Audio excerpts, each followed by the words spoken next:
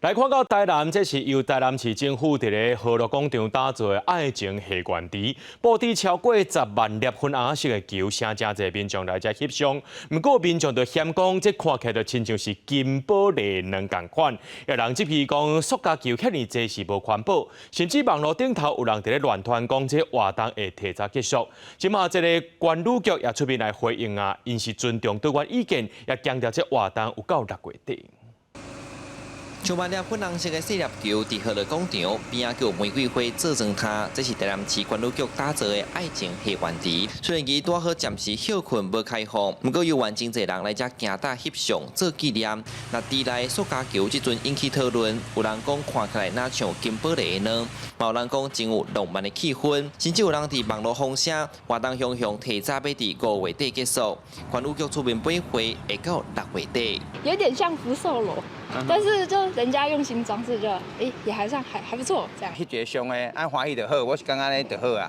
佫有别项诶问题佫加入来，无安尼就我感觉无需要啦。东许愿球由27家业者提供，活动奖项由38家业者赞助，借由5月17至6月30日活动期间。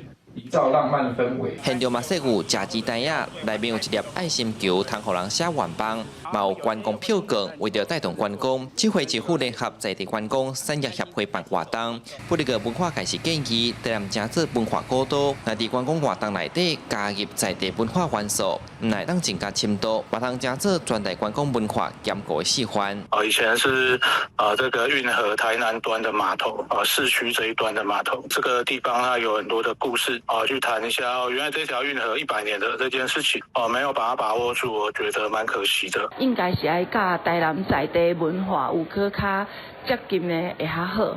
想讲会使用月老的故事来带入，像我安亲娘妈这个文化，过去的查某囡仔若是要求爱情，嘛是会去找亲娘妈。针对外界关心塑胶球敢会无环保，管理局回应活动结束了后，会由协办单位优先提转去做利用，来开放民间申请提转去做教具。